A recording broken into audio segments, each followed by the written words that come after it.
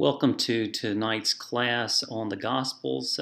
We're still in the Gospel of Matthew, and tonight we're going to be looking at chapters 18 through 23. And this is the outline that deals with the transition of Jesus' ministry from Galilee to Jerusalem. And all these passages, this is Jesus is turning his face to Jerusalem in the Gospel of Matthew. Here's an outline for the whole lecture tonight. We'll look at four parts of this larger section. Matthew 18, 1 through 35 is Jesus' fourth extended sermon.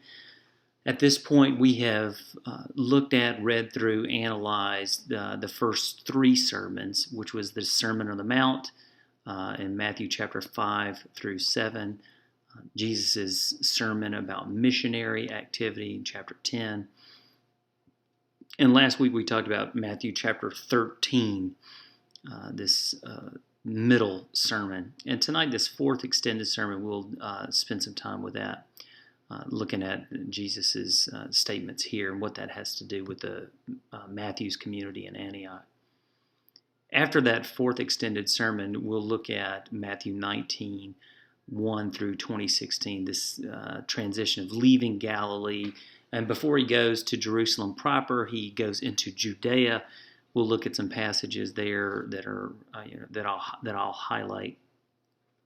And then this last section in 17 through 34, this is him going up to Jerusalem. Now, the New Testament says go up to Jerusalem all the time, and it's mainly because Jerusalem is on a mountain, and it's about 3,000 feet high. So every approach to Jerusalem is going uphill. So it is literally a city on a hill. And so all the biblical passages that talk about going to Jerusalem, whether they're going south to Jerusalem, north, east, west to Jerusalem, they're all going up to Jerusalem.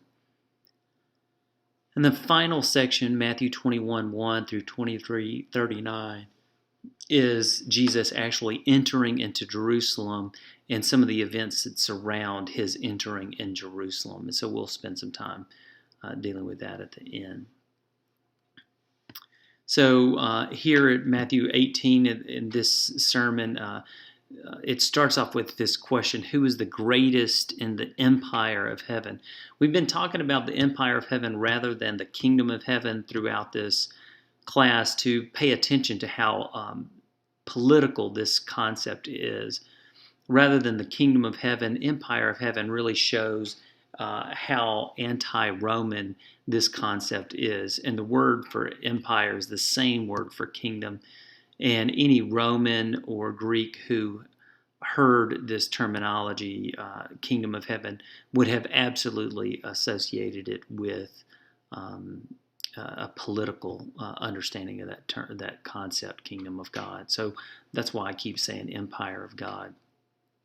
There you see an ancient painting or mosaic depicting this scene. Who is the greatest? Of course, this is where Jesus makes reference to children.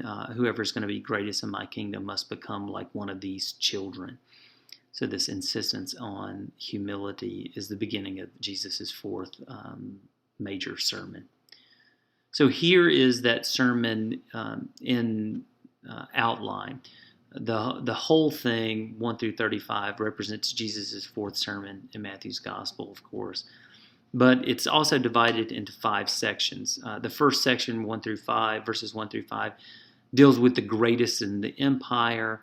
The second section, 6 through 9, deals with stumbling blocks. The middle section, 10 through 14, is the parable of the lost sheep. 15 through 22 probably are some of the most important verses in this sermon because it deals specifically with resolving community conflict, which was a major issue in Matthew's community. So this prescription that Jesus gives on how to deal with community conflict is exactly how Matthew understands his community and the way his community should deal with conflict, knowing that it was a community in conflict.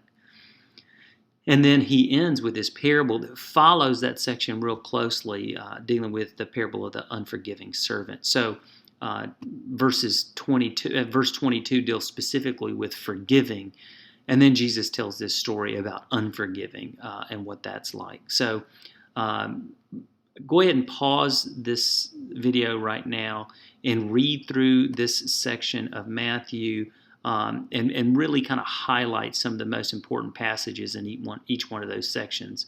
So go ahead and pause and read that, and then once you finish reading Matthew, come back. All right, I hope you've read through Matthew chapter 18 to see how this sermon's broken up with Matthew. And here I just want to kind of go in a little bit more detail. The whole sermon is an internal message. So this sermon does not address outsiders. If you remember the missionary sermon in chapter 10 had everything to do with how the disciples were supposed to spread the gospel and relate to insiders and outsiders. Jesus says, I was only called to the lost sheep of the house of Israel. So that deals specifically with how you reach out. This sermon deals with community ethics. So the whole sermon is an internal message for Matthew's community in Antioch. And it deals specifically with how the community stays together. At every section, and I basically, in the bullets that follow, or the outline of the sermon again. But at the very beginning, when he talks about becoming like a child, greatness there is measured by humility. So he begins this sermon with this story about being humble like a child, and that becomes the community ethic. For the community to stay together, it has to be humble. There can't be any haughty voices that continue to break it up. That second section, verses 6 through 9, it deals with stumbling blocks. And there it's this very harsh critique of being a stumbling block to others in the community. In other words, don't be a trouble to someone else. Don't cause someone else to lose faith. So you're not supposed to do that to others. In fact, if you do that to somebody else, Jesus says it's better for you to tie a millstone around your neck and throw yourself into the sea. It's better to be dead than to cause somebody to stumble. And so that deals with how one is supposed to interact with the community in positive ways. The other one, at the second part of this verse, it basically says to remove trouble from your own life. So not only is an individual in Matthew's community not supposed to cause somebody else to stumble, anything in their own lives that causes them to stumble, they should take out. So you have this pretty graphic passage about if your eye causes you to stumble, then pluck it out. It's better to go into the afterlife maimed than to be cast into the fiery pits whole. So it's a very intense passage there, but it deals with this concept of stumbling block. And Matthew has Jesus preaching this sermon for sure, but this sermon has everything to do with Matthew's community and his context in Antioch. So he moves from that to dealing with how to kind of take care of community conflict. So there's this prescription there. Seek the estranged community member. And this whole section is, if you go back and look at here, you got the parable of the lost sheep. So those who have been in the community and have wandered away, and you wonder how much this stumbling block part is related to it. The idea is that if there are some who have left the community, that person who's left is still important to God. So it is incumbent upon all members to gather together and reach out to this person and bring him or her back into the community. And then, which leads directly into how to resolve community conflict. And so this idea that you're supposed to go to the individual And then if there's not resolved, you have to bring a couple of other people. And then if it's not resolved, there's this whole process that either leads to reconciliation or removal, right? And at the end of it, it's this penchant for forgiveness, that no matter what, you should forgive, which then leads into that last section, which deals specifically with forgiving people because you've been forgiving. And this parable of the unforgiving servant, where one person is in need and is scared that they're going to have all their possessions confiscated, but then finds complete forgiveness by the one who they have owed debt to. And once they've been let off the hook, then they force somebody else who owes them money to pay it back 100-fold. So it's this terrible story about an unforgiving servant. And there's the story is, don't be that way. So this is how Jesus's fourth sermon functions as internal community ethic. It has everything to do with how to live together in harmony, how not to cause trouble, how to resolve trouble, how to reach out to those who have already left, with this insistence on forgiveness. So it's really one of the strongest sermons in the five that Jesus gives for an internal community ethic. So I hope you read that and saw that it's not just Jesus' sermon to the people in his own time, but this is actually Matthew's sermon to the people in his community. All right, we'll move on to chapter 14. Chapter 18, he begins this sermon with this story about being humble as a child. He revisits that theme. Matthew has Jesus revisit that theme in chapter 19, verse 14.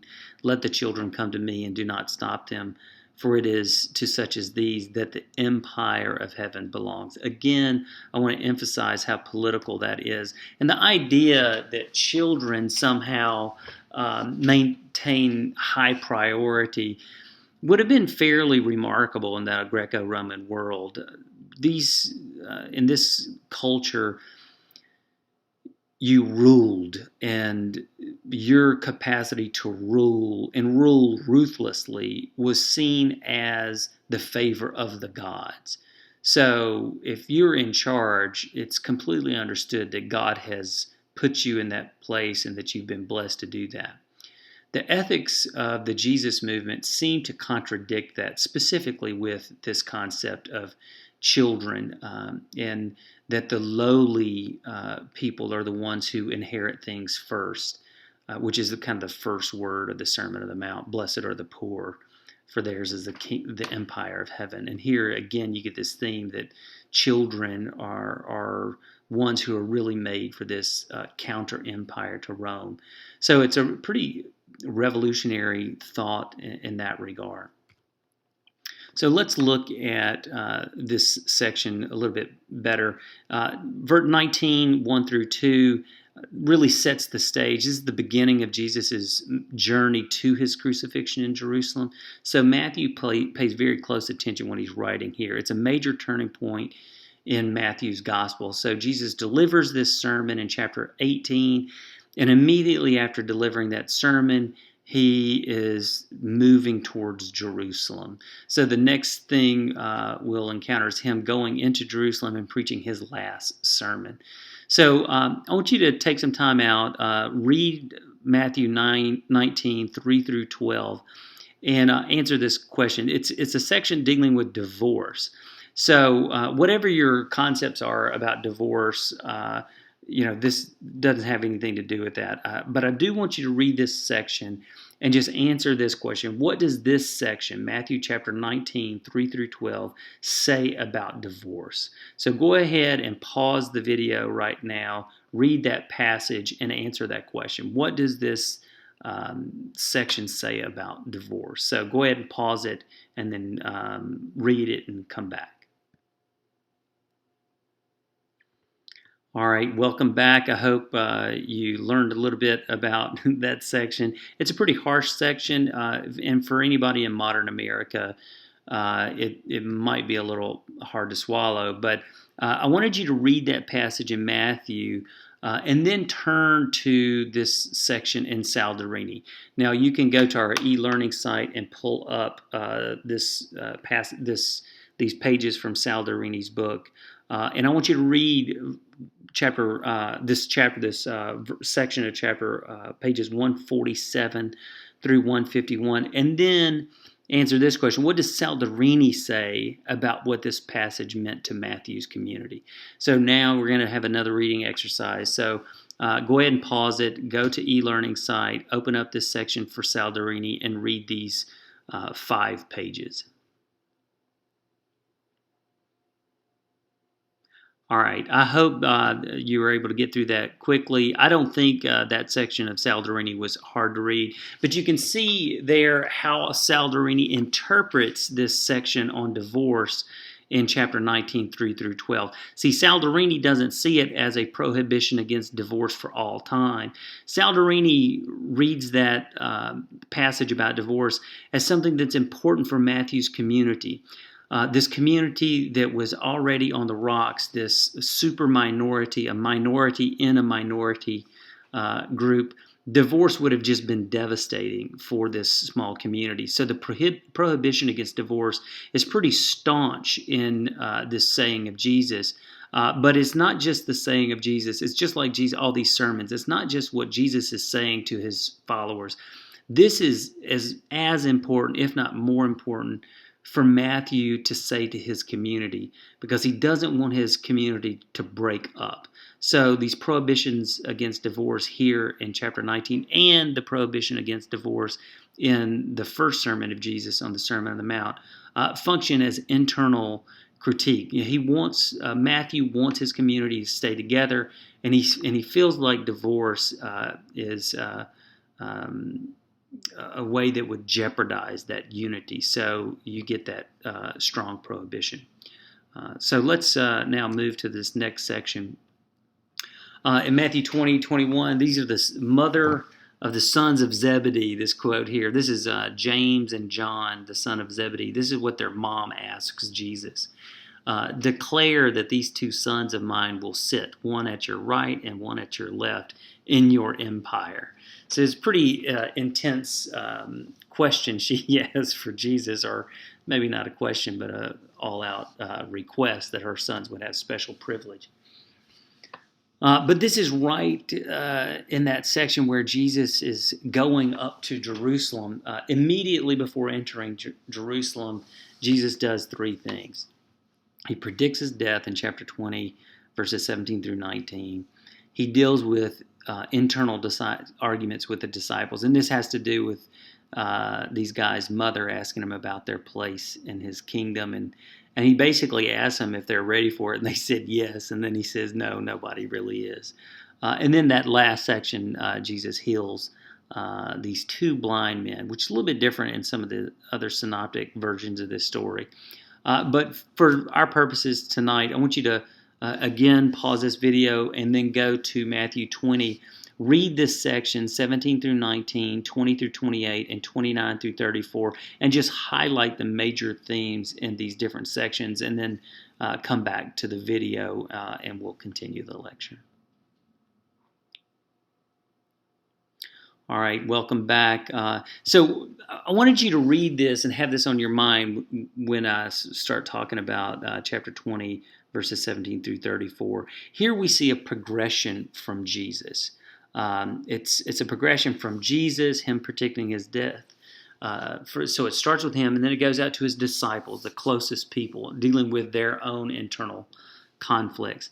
And then it moves to the outsiders, others outside his small group. And so there's this progression from Jesus himself to the disciples to others. Now the question is, how does this movement from kind of internal to external address how Matthew's community in Antioch should relate internally and externally? How are they supposed to treat each other? How are they supposed to understand the nature of their community? How are they then, how do they work out from that in interacting with the rest of the world? Should they be accommodating to the world, or not accommodating. And I think what you see here, this Jesus predicting his death, this is a common theme throughout Matthew, where Jesus calls his followers to be humble, to be self-sacrificial throughout. And then you get for this prediction of death followed immediately by his disciples' mom asking if they can have a special place in the afterlife, what it looks like. Maybe not the afterlife. Maybe they understood that Jesus was going to somehow overthrow the Roman Empire and lead Israel into this state of independence over against the Roman Empire. That is a legitimate understanding here.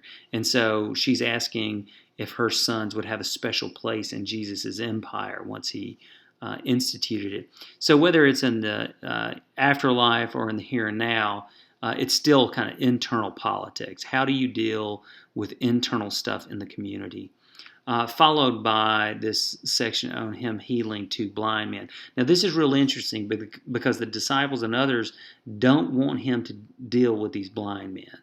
But Jesus doesn't listen to them and goes ahead and heals them. So there is a reluctance in Matthew to deal with the outside, but Jesus does every time. So it's clear that the community should understand itself as servants and self-sacrifice. And then internally there's conflicts with the disciples that's indicative of an internal conflict with Matthew's community. But in spite of that, Matthew's community is still supposed to reach out to those outside and take care of them. So that's how this movement in this last, second to last section of this passage kind of relates to the community that Matthew's writing his gospel to. And then this passage comes after Jesus has actually entered into Jerusalem, Matthew 22:21. Give therefore to the emperor the things that are the emperor's, and to God the things that are God. Now this is a famous statement of Jesus's, and it is against the religious leaders in Jerusalem who are trying to catch Jesus in something seditious so that they can bring up charges against him. And so they brought him a coin that would have looked a lot like this. Now this is Augustus Caesar, who was the first Caesar in the new Roman Empire when the empire moved from a republic to an authentic empire.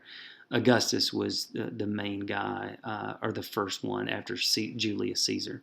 So here you have a coin with Augustus Caesar's face right on the front of it.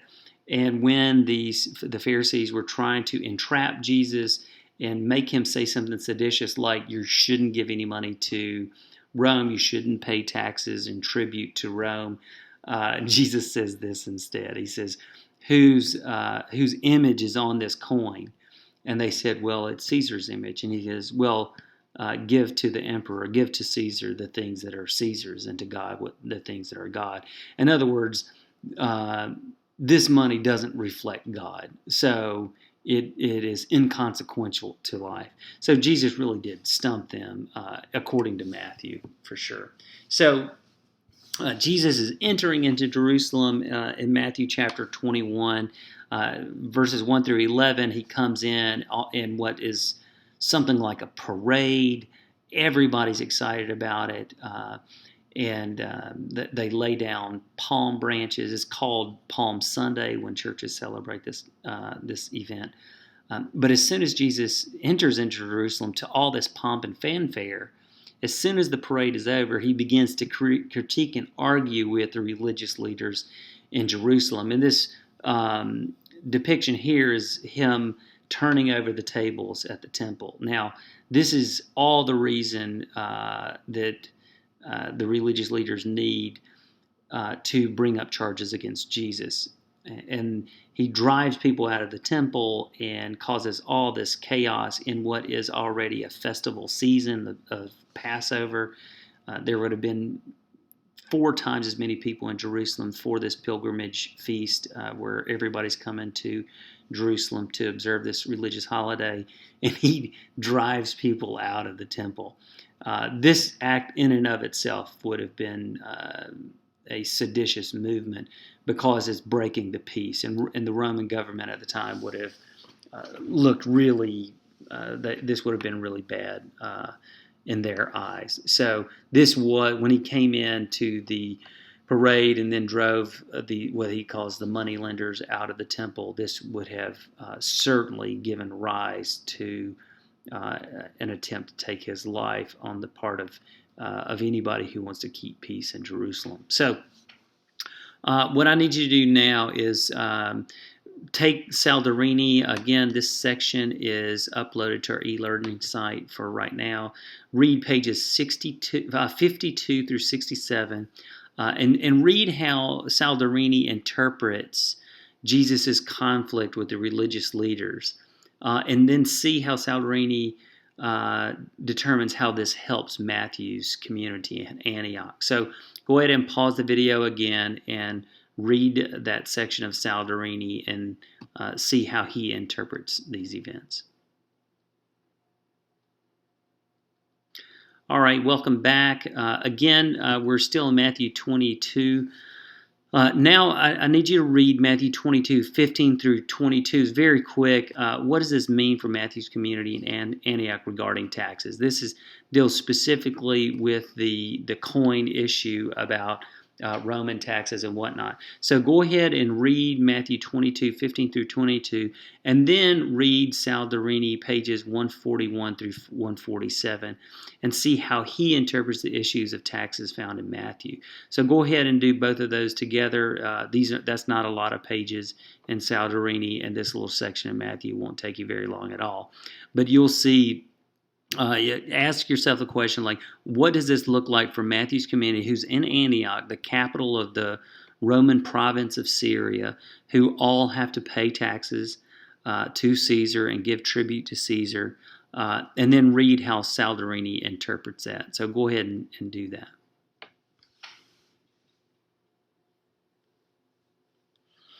Welcome back. Again, I hope that was a helpful exercise to see how Saldarini interprets the tax paying. I want to leave you with this image. It's a great image from a Syriac translation of the Bible. This is the language of Syriac. It goes from right to left, and that it is actually, you'd have to turn it on its side to read it. But this is a painting in one of these ancient Bibles of Jesus riding in on a donkey, followed by his disciples, and all of the people in Jerusalem laying down palm branches for him as a parade. Now, over here it has the religious leaders looking on, not very pleased with it. You have a guy climbing the tree.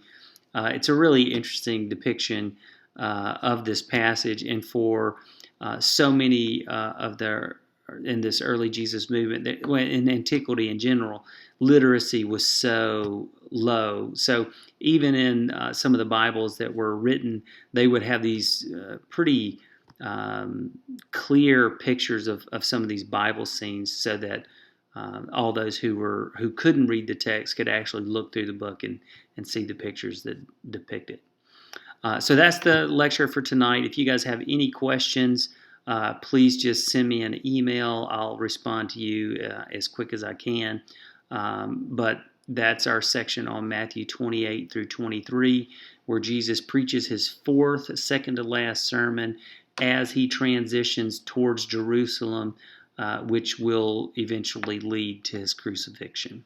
Hope tonight's lecture was interesting for you. Hope the readings were real helpful. And again, if you need anything, just give me a call.